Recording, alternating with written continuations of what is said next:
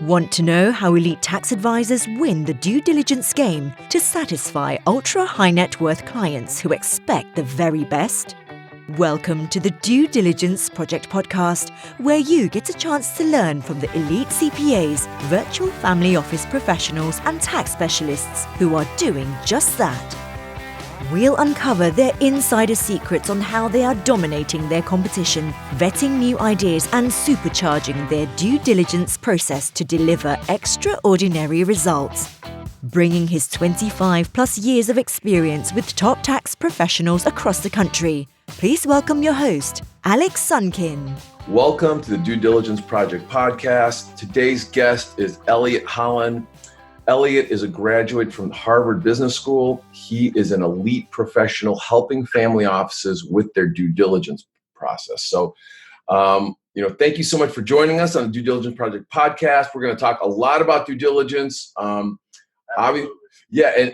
obviously our group does a lot of due diligence on the tax planning side. It's always interesting for us to interview people who focus on the due diligence on the investment side. So, Elliott, thank you so much for joining us. And how are you doing today? I'm doing very well. How are you? I'm doing great. And this is our first recording of the Due Diligence Project podcast as we're doing this in the middle of the coronavirus situation. So obviously, before coronavirus, due diligence was really, really, really important. And now during the coronavirus crisis, we can see that due diligence maybe is even more important. I mean, what are your thoughts on that? I think absolutely. I think our amazing world was rocked. Markets were going up, debt was cheap, the economy was good, and then you get hit with something like the coronavirus and you realize how many weaknesses businesses actually had, which are weaknesses that had you, looked at buying the business in January, 2 months in, you really be second guessing if the diligence you considered and the modeling on the downside end was really accurate. So I think it's even more pressing now. Also, investors that are looking to buy value sort of assets, so companies that might be trading at a lower multiple, they're really going to have to do the diligence because you really don't know how long it's going to last. Everything's changed, right? We're gonna have a fun conversation here, Elliott. Talk about your background. I mean, first of all, most people really don't understand what happens inside of family offices, what happens inside of the due diligence process, specifically what happens. How do family offices even handle due diligence? Why do they need someone like you? Talk to me about your background. You got started out of Harvard. I've heard of that school. It's a pretty good school on the East Coast, I hear. Let's just get into it because there's a lot of topics that our audience is going to be really, really interested in. So let's go. So my background is I call myself a reformed engineer. So I started in engineering school, realized I wasn't the best engineer. Both my parents were financial advisors, so I went down the path of strategy consulting. Went to Harvard and was just infatuated with the world of private equity. I just really thought it was a very interesting industry to be in, and I found the people even at Harvard that were in it were just so wicked smart. And so I spent a time at a $4 billion private equity firm in Boston, and then I came back to Atlanta, and the markets are a bit different here. So I partnered with a mentor of mine, and we started another group named Elliotts Partners, where we were independent sponsors buying companies, $2 to $10 million in cash flow, and sort of putting the capital stack together during due diligence. So we were looking for companies, analyzing them, putting a letter of intent on them, looking at due diligence, going deep into finance, accounting, operations, and legal, and if everything checked out, then buying those companies. And the impetus for Guardian came during that time. What were you saying, Alex? Yeah, I'm just curious. When does a family office bring you in? Why do they bring you in? What are the challenges that they're facing where they need assistance in the due diligence, in handling their due diligence? So now what I see is that the family offices, many of them have invested in private equity through other instruments. So say, for instance, Alex, you're an expert in due diligence and you've been doing it forever. And we have 8 other friends that like doing deals with us. And I say, if Alex is in, I'm in. That was the previous way a lot of family offices operated. Mm-hmm. Now the trend is for them to go direct, to want to own their own deal, which has a lot of benefits, control. They can do something in their city, in their industry. And so they will likely find a deal, get it almost to the point of letter of intent where they have an agreement to buy the company at a certain price, and then engage with me to manage their financial, accounting, operational, legal due diligence. So I'll manage their accountants, their lawyers. I'll interview the CEO, the founders, the management team, put together a package showing them whether this business is worth what they're paying for it, and help lead that process so they can sort of focus on the deal and not be in the deep details around things they typically won't really understand. How much do you think is the principal's gut reaction to the information versus the just analytical data crunching? I mean, where do you see the breakdown? That's a great question. Yeah, so I would say 30 to 40% is gut feel. Why is that? And I shared something like this on my LinkedIn. Every financial package you see is up and to the right. Each and every one. There's never one that says, hey, the next 6 months are really going to be tough. This is a bad time to buy. And so you can see things in the financials that don't add up. But the real thing is when you're interviewing the founders, the person selling, the management team, when you talk to them about their depth of understanding of certain things, do you feel like they're telling you the truth? Would they potentially have an ability to understand their business? Would they be able to transition sales relationships from them who founded the company and typically is sort of the company? Can they transfer those to a new owner? And a lot of that's gut. So I would say 30 to 40% gut. Yeah, and then obviously you're dealing with fears, you're dealing with expectations.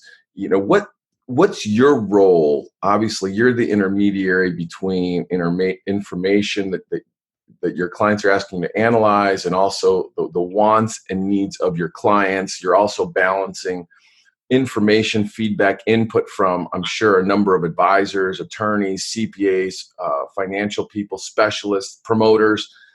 Talk to me about that process, the challenges, and how you create results in the middle of that. It's a hot seat to be in, no doubt. So you end up playing a role in between a family office investor who probably likes the deal, and then their heart is hoping that it's a good deal, but they hired you to make sure. You're in between a lawyer and accountant who typically like zero risk or zero-ish risk. And sometimes they'll have a relationship with the buyer, and so therefore they won't respond well necessarily to a guy like me initially, or they'll have certain traits or historical practices that might not work for this particular deal. And then you're dealing with the seller, and the most important relationship in the whole thing, honestly, even more than my client, is making sure the seller feels comfortable. So if you're in an interview with the seller and you get an answer you don't like, you eat it because that relationship is so important. So you really have to be good at multitasking. You have to be good at analyzing not just your checklist of what has to be done, but sort of this thing that hasn't been done, what is it impacting my other items? When do I need to communicate with the family office to let them know that something might be off? And when do you need to maybe pull back to see if the seller really wants to sell? I mean, there's so many stories of sellers getting right to their signing table and not doing it. And if you're after due diligence and they're not providing data, then you might want to call it in. I mean, obviously what's going on right now in the world, in America, is just a humongous catastrophe for so many wealthy people, so many business owners, so many people across the spectrum, whether you had wealth or you didn't have wealth. This is affecting the entire planet. But one thing, that we want to talk about today is how important due diligence really is, all the aspects of due diligence. Obviously, when everything is good, when the economy is rolling, it's like, oh, hey, yeah, everything's good. Hey, you did some due diligence. You didn't do due diligence. Everything's rolling. So now we have this event, right? We have this event, and it is stressful. It's like the massive stress test. So just like what happened in 2008, 2009, what happened in 2000, whenever we see these massive stress tests on the economy, one of the benefits I get to see is what's a good asset, what's a bad asset, what asset are banks willing to lend on, what are they not willing to lend on, how are they looking at collateral, and let's talk about that for a minute, because we see certain companies that have positioned themselves in a way where they're actually doing better now than they did before this thing kicked in. And then most of the companies are just doing really, really poorly. So let's talk about the due diligence process. How does a business owner navigate this and get to a great spot even when something like this happens? I would say prudent is sort of the all-encompassing word I would use. So in the private equity game, one of the biggest decisions you have to make is how much debt you put on the company when you buy it. And one of the questions I think a lot of people have gotten caught up in during bad economies is that the banks were willing to lend on a huge, the way this works is multiples of cash flow, essentially. So the banks are willing to lend on several multiples of cash flow, and prudent buyers would not take all of that debt. So in a time like this, if you're, say, 100% equity, like Alex, your business or my business, I don't have any debt. So I can deal with a downturn much easier. If I had $1 million of debt that had to be serviced, then I might be bankrupt. And so part of what buyers have to do is be prudent with that. On the company side, though, Alex, you have to be thoughtful about what has the company done during the last downturn. And that's both a function of like their industry, but we all know companies that are in that industry that do well as a result of the management team. And so prudent buyers sort of kick tires and know cycles and have experience, so they know this business is going to be solid even if the downturn occurs. Yeah, no, we due diligence for us is really, really, really tricky. In terms of looking at investments, when we look at an investment, we like to kind of steer away from investments because there's usually so many different risks in an investment that we can't control. As founder of the Due Diligence Project and the Virtual Family Office Hub, we get hit on by so many different providers and promoters of different types of investments. And once we start looking at it, and then we look at our entire community of clients or CPA firms and family offices, we're like, is this going to add risk? Is this going to add return? What is it going to do? How many risks are associated? We really understand all those risks. And it's really hard for us to put our name on a program because there's so many question marks, and that's not really our focus. We focus on the tax mitigation side. So we have over 200 firms, CPA firms, family offices that are all, many, 20, 30, 40 years in the tax game. And they have a tremendous amount of experience of what happens in audit, what happens in tax court. And they want to, of course, eliminate audit risk, tax court risk. And they can really understand the risk reward, cost benefit analysis of tax mitigation strategies. Most advisors, attorneys really don't get that. But CPAs who've been at the top of their tax planning game, at least that they have a fiduciary responsibility to know this. And together as an independent community, that's how we kind of get down and figure out what's good, what's better, what's best. When we look at an investment, it's like, okay, well, if the economy goes down, what's going to happen here? If the economy goes up, what's going to happen here? To me, it just feels like there's too many risks in the economic game for most investments to pass our due diligence process. So we just shy away from the fact that you're doing due diligence specifically on investments, private equity investments, things like that. How do you manage all those unknowns? How do you sift through the risk? How do you figure out this risk reward makes sense, or this risk reward, or the cost benefit versus this versus something else? Right. Take me into that process. So, Alex, I'm going to start pushing it back on you, and then I'll answer the question. You've been in this a long time. At this point, when you're doing your tax planning and you're trying to help people minimize their taxes, I'm sure you have a list of things from most important, biggest dollar to least important, smallest dollar. Yes. And depending on how much time the client wants to spend with you, how much time and how much authority they're going to give you, what kind of analysis they want, you're going to start with the big ticket items and move to the lower ticket items over time based on knowledge you've been in a while you know. Is that? It is, also, we have to look at so many different things. We look at how does the IRS look at this? How does the IRS look at things similar to this? We have to really calculate the risk reward from a very conservative CPA's perspective. Right. That's where my head is at. That's where our community's at. So here's why I like my job. So I am on the other side. So I'm dealing with people who have accepted the risk of a private equity investment. Okay. So they passed the risk of a public market stock. They passed the risk of a private real estate deal. And now they're comfortable with the risk of buying a private company with unaudited financials. And so what you're doing is you're using your muscle memory, right? All the deals you've been in, all the people you've interviewed, all the industry stuff you've seen, all the stuff from Harvard Business School, all the stuff from Essential Strategy, and saying, does this business, does this dog hunt? And you're not trying to minimize risk to zero in my business. And I'm not saying that you have to ignore it, but I'm saying in my business, you want to minimize risk to less than what the buyer is paying. So if there's $5 million of risk in this, but a chance to go, say, 3-4x, then you might be willing to pay, $6 million or $4 million, an amount that's sort of less than the risk. And so you deal with these situations where you're trying to manage, hey, this business has some risk, but there's some upside here. I want the upside. And so you minimize risk by a couple of things. You put things in the purchase agreement that can minimize risk. You can make the seller bet on certain things. So if you're unsure about a particular client, so somebody has 40% customer concentration, you can say, hey, we're going to, out of the purchase price, we're going to leave 20%. And based on that client's thing, you'll get paid. We try to minimize risk to an appropriate level for the amount of money that the buyer's paying for the asset. Got it.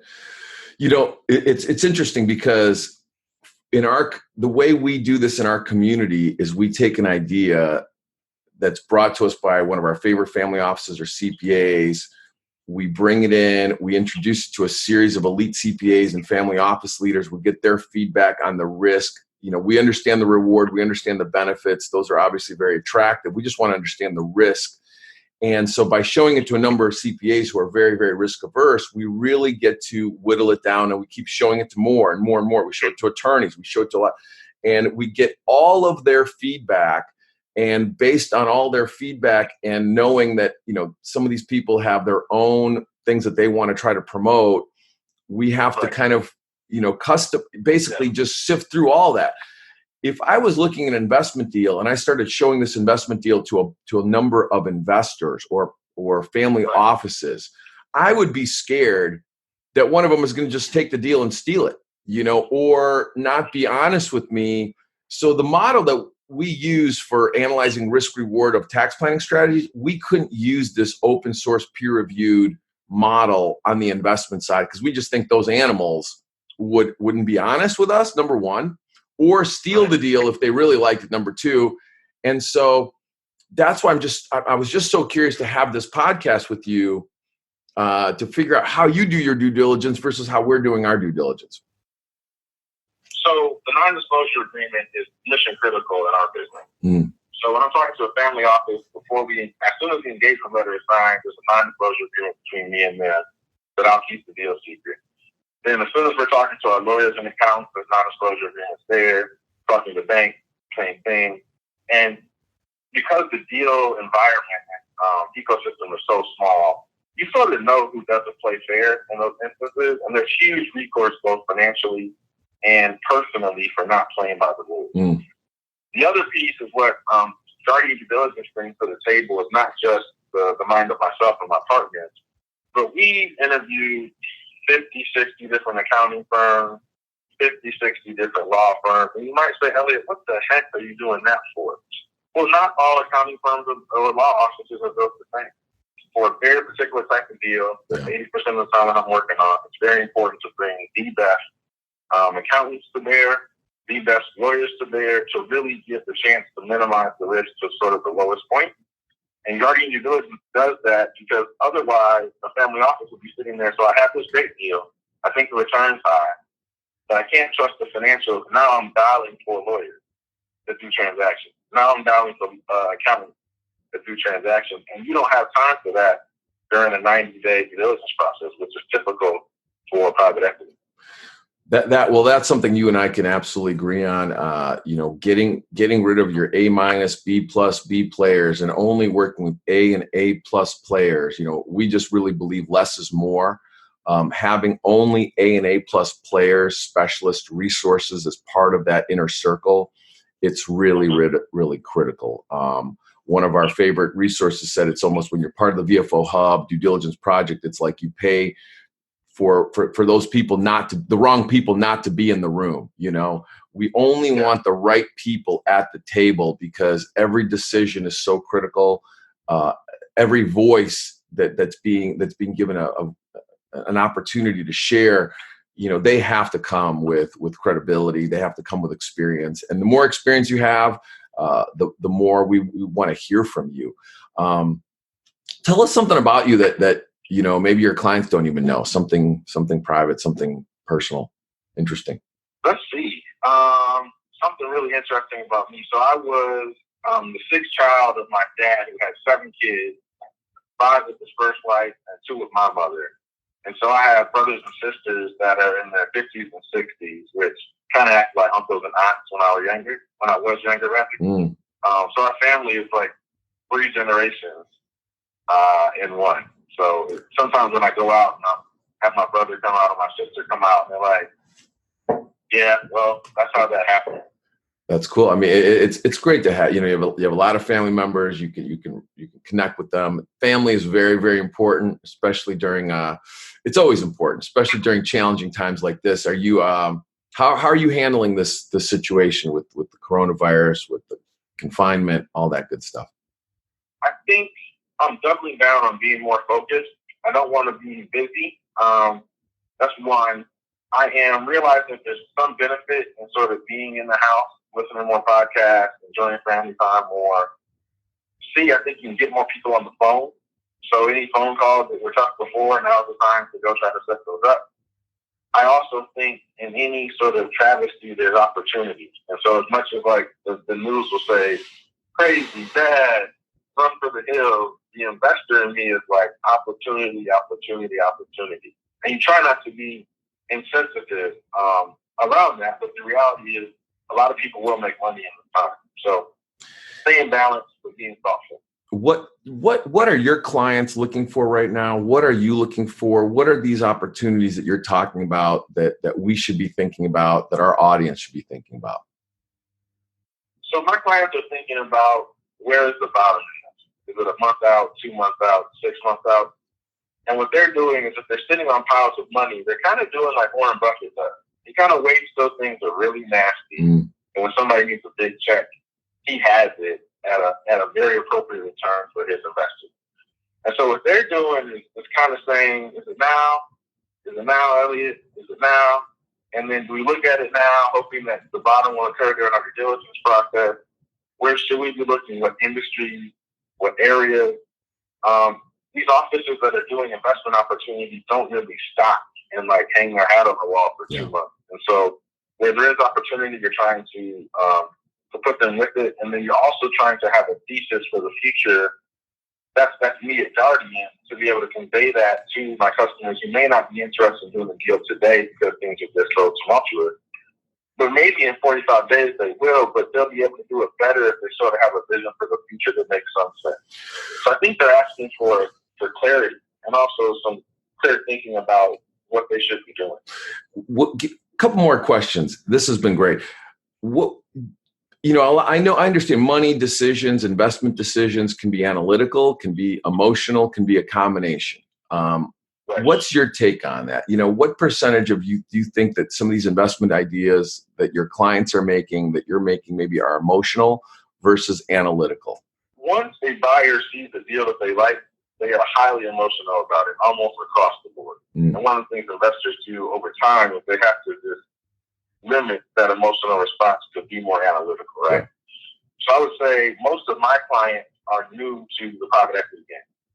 And so they're used to real estate deals, and they work out a lot of the time. Public market stuff, the one that's going to give me 10x, look at it. And me, I'm the prudent one that knows at a letter of intent, 50% of these things don't need to close. So I would say for the inexperienced buyer, they're 60% emotion, 40% analytical, if that.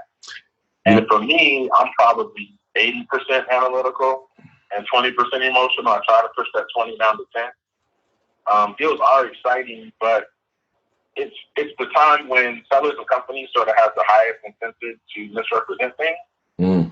And it's the time where you have to be from the showman state. Exactly. no matter what it is. Exactly. I mean, to me, we think we do a lot of forensic analysis inside of our due diligence process. It's almost like I had a vision of, a big ball, big sphere, right? And the truth is in the middle, and you have all these different little entities on the outside and the inside of the sphere trying to provide input and feedback. And you need to do a forensic analysis of who is this player, who is this animal, why are they saying what they're saying, what's their perspective, what are they selling? Every opinion we look at is kind of tainted by something, right? And so we need to do a forensic analysis of all the information that we are gathering to whittle it down, to really figure this out, because emotions are involved, opinions are involved, money is involved, different motivations are involved, there's lying, there's all this stuff that happens in communication process. And so, due diligence, in our opinion, is very, very tricky. It's very, very difficult. A lot of people talk about it. Most people don't really do it very, very well. And, when we see the coronavirus situation, we see just so much destruction out there. To me, it's a result of poor due diligence in terms of just, I don't want to talk about, I just don't like making excuses. That's just me. If something goes bad. We are so similar in that way. As a football coach, it's like, okay, well, you can have a great reason to lose a game, but you still lost the game. And if you point away from yourself, someone else's fault, that's not a formula for success. So even when you have a coronavirus where it's obviously not the restaurant owner's fault that their restaurant, right. It's still, the bottom line is it happened. And the difficult thing to do is to say, what could we have done to make sure this never happens again? I just look at, me as a trader who've done so many different trades. I was a professional trader for 10 years. I am very conscious of what happens at the tail ends of that curve. Risk is real. Risk doesn't care that there's only a 1% chance of this happening. If it happens, then it happens. You know that 1% chance is not calculated by any equation that gets you to that. I mean, as an engineer undergrad and HBS guy I've seen all the equations. Nothing can get you to that 1% risk. And you're right, as an investor, it's almost like being an adult. Whatever happens to you is your fault kind of thing. Even if the market plunged, even if coronavirus came, at the end of the day, there were people who did well during that, time. There are people who were better prepared. There are people who made better decisions. And you have to sort of deal with that. I mean, part of my business is giving sort of the best advice I can give at that time and trying to have some point of view on the future of sort of where are the risks, and point them out to a buyer who ultimately makes the decision. Yeah. I mean, I agree with you. I mean, due diligence project, family office stuff, they're looking for resources to have a very focused point of view. For you, it's around taxes. For me, it's about private equity deals. And they want me to be their expert. I'm reading the rags of the day. I'm looking at deals. I'm looking at financials. I'm checking bank statements. And so I can very quickly get to techno, heck yes. And if it's in the middle, then we have to, sort of kick some tires. But you can get to a level of confidence. See, for me, what, I've been doing, I've been around finance since, 1990. What is that? 30 years now. And for me, I've become a scaredy cat. I've become very, very defensive oriented. And defense wins championships. I grew up with the Chicago Bears 85 defense. Their offense was okay, but they were one of the best teams ever because of that defense. And so being a professional trader, doing 50 to 100 trades a day, every day for so many years, I've learned to respect risk. Whereas when I first started, I really didn't have that respect for risk. It was more of an emotional thing. It was exciting. And I think a lot of investors out there, and correct me if I'm wrong, because they don't do 50 to 75, 100 transactions every day. They might do less than 50 transactions in their entire lifetime. They don't get a chance to really learn to respect risk until it's maybe too late. Hopefully they've had a bad investment early in life that didn't take them out, where they can learn from it and take what they've learned and bring it to future investments and have better results. that's what, when I see investors, I see that's the biggest challenge that they have is learning to respect risk with not enough transactions along the way to really get that iron to the fire. And that's what Guardian's here for. Some people have the money and are sort of self-resilient enough to go do deals themselves. And I don't really market to them. I market to people who know that they're uncomfortable executing a transaction, know that they need help. And I'm one of the few places you can go to get this specific type of help. Family office wants to do a direct private equity deal, don't have the experience, Guardian due diligence. And so what I'm thinking about all the time is, to your point about investors, they're thinking about risk, and you don't want to get knocked out. But when they see a deal and they see like some financials that don't come out of QuickBooks, or they see a balance sheet that's not balanced, but this is not a big deal. These little things are easy to sort of push to the side and say, it's okay, it's okay. It's not okay. And also sometimes they'll have lawyers and accountants that they think will be sufficient to sort of check things. And there's places like the typical accountant is not going to look, the typical lawyer is not going to look. And at the end of the day, the investor is holding the responsibility, and there's no excuses for that individual. And so they need a champion to help them execute transactions, mitigate risk, be comfortable. I don't want these guys, biting their nails as we go through the process. Have some comfort about what's next, what's happening next week, what's happening in a month. And my former business partner, who was a mentor of mine, used to call it when you can see around corners and down hallways. So you get, it's almost like the Mike Tyson punch is coming, but you see it, so you just don't walk around the corner.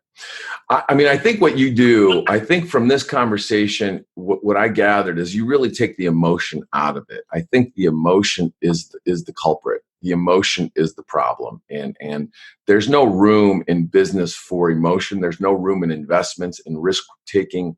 When emotions get involved, it's usually not a good result.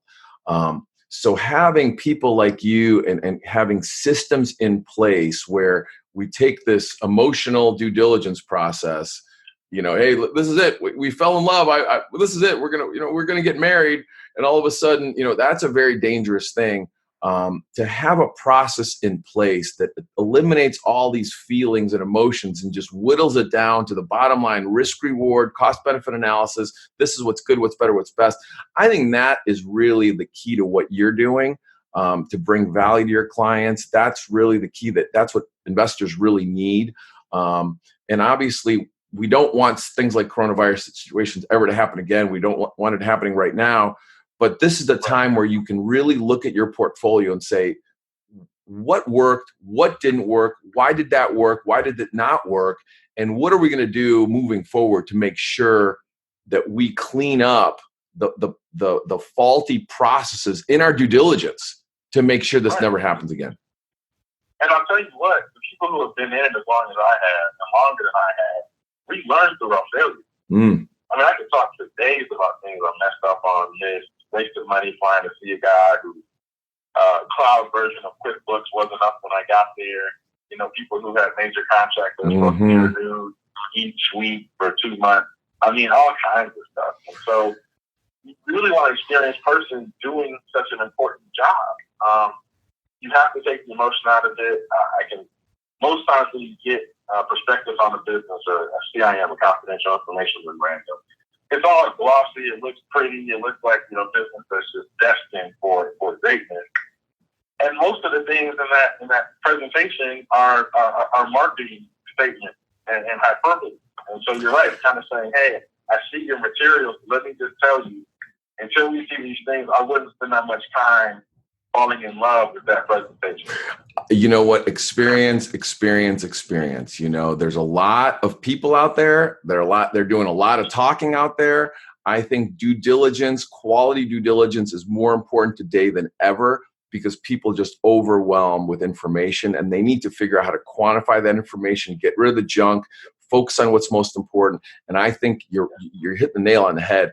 We need to take advice and listen to people with massive experience who've experienced failure, who've gone down many wrong roads and figured out how to get back on the right road.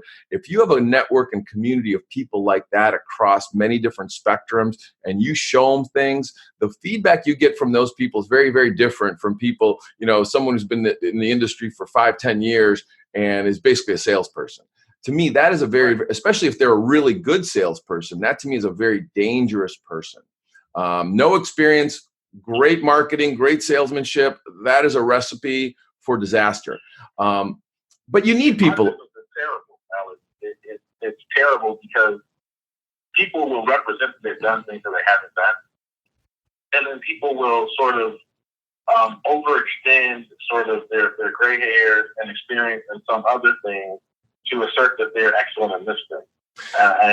And I think part of the buyer's exercise is to make sure that Elliott, that's what I'm saying. This is what I'm challenging. It's like if I go into an area like an investments or things like certain various investments that maybe I don't have experience in, all of a sudden, like, I don't want to go there. Come out to the deep water with me. Let's go swim out to the deep water with me in the field of sophisticated tax planning. You want to try to spit some game at us. You want to try to promote something that's got risk on it. Guess what? We've got the biggest, most experienced tax people in the world. They're going to see through your stuff in about 5 seconds. And so we only operate in that deep water of very, very sophisticated tax planning where very few people even want to venture out, and very few marketers and promoters can even get away with taking a couple strokes out there because they just don't even want to go out there because this is way beyond them. And then for me, Alex, I end up with typically the buyers will show up with the seller gave them, which can be as little as the last 3 years' tax return. And we all know that's a funky representation of a business. Or maybe financials that are print out of QuickBooks with stuff in it like Ask My Accountant in the middle of the income statement, or statements that actually don't reconcile with each other. A lot of times, particularly in smaller deals, you have to sort of see what's there. I remember looking at one company that didn't even have QuickBooks. I mean, like you said, when you're able to say, hey, we can get into this deep water. I've been here before. I actually know the sharks. They don't play with me anymore. We're friends. And I can protect you. It's really the service you provide so they can go get this deal done, feel comfortable, and then get back in their comfort zone where managing a company, running a company is a lot different than making sure the company is as it's presented. Elliott, I think this is great. I think our audience has gotten a lot of tremendous value from just hearing you. Thank you so much for joining us. We really appreciate you being part of the Due Diligence Project and Virtual Family Office Hub. Take care of your family. Stay safe out there. And thank you so much for your time today, my friend. Alex, thanks for having me. All right, sir. Thank you. Bye-bye. That's all for this episode of the Due Diligence Project podcast. Be sure to visit duediligenceproject.com to access the resources we have available for qualified CPAs and family office leaders. Our mission at the Due Diligence Project is to help you deliver more significance and value to your very best clients while shifting your traditional practice into the firm of the future.